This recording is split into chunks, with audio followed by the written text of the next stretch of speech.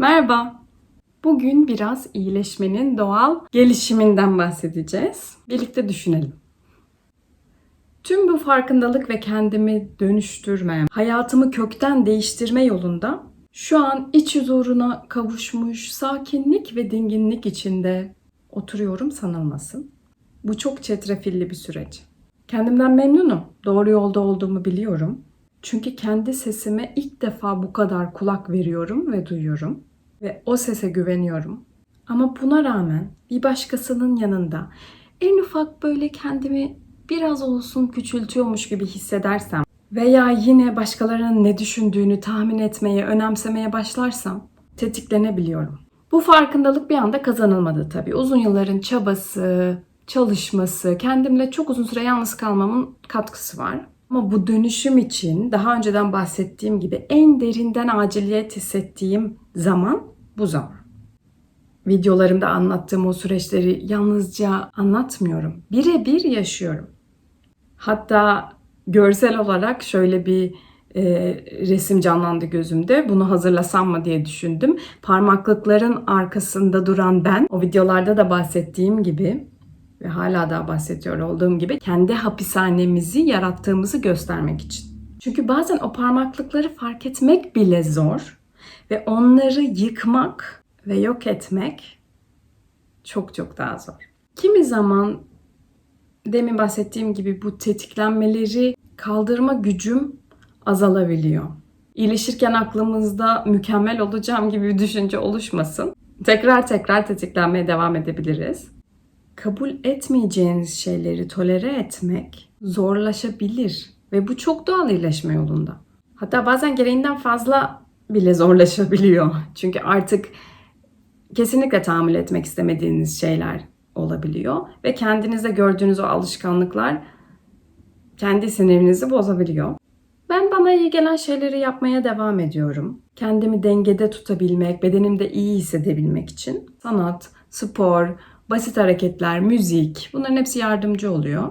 Şu an geriye dönüp baktığımda ise en farklı yaptığım şey kendimi uyuşturmamak. Ve hareketsiz kalacak kadar kendimi kilitlememek.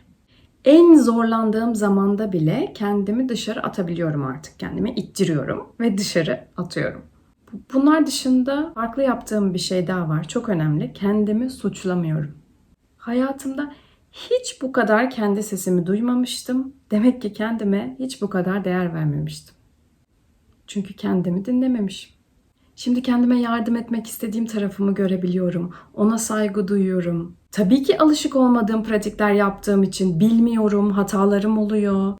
Duygusal dalgalanmalar fazlasıyla bana eşlik edebiliyor. Tüm bu duygulara tamamen ayık bir şekilde eşlik edebilmek benim bildiğim bir şey değil. Benim için çok yeni. İlişki yok, alkol yok.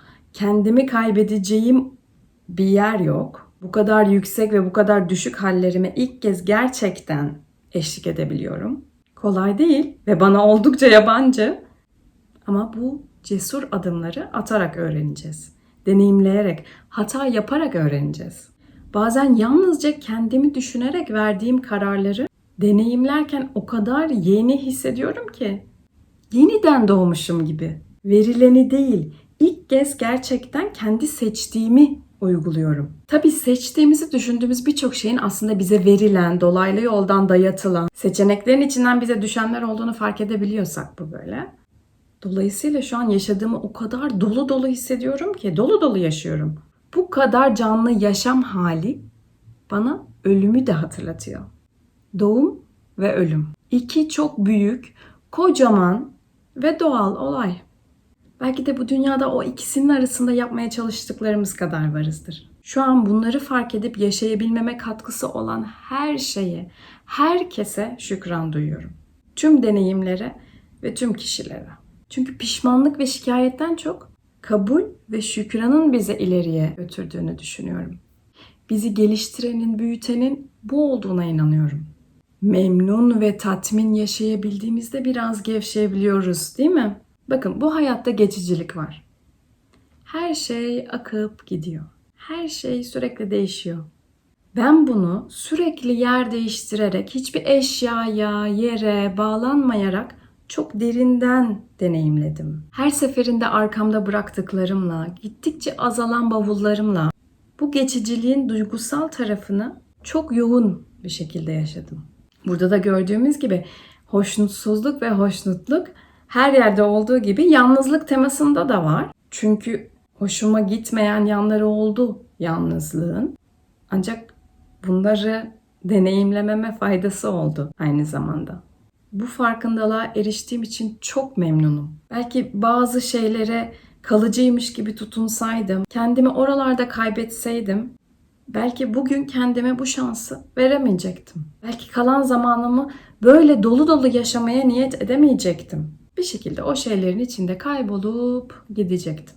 Tabii ki kimsenin bu noktaya gelebilmesi için, bu farkındalığa erişebilmesi için illa da bu şekilde yaşamasına, ekstrem hayat deneyimleri olmasına gerek yok. Gündelik, dünyevi yaşantılarımızın içinde de bu farkındalıkları sağlayabiliriz. Kendimizle çalışıp dönüşebiliriz.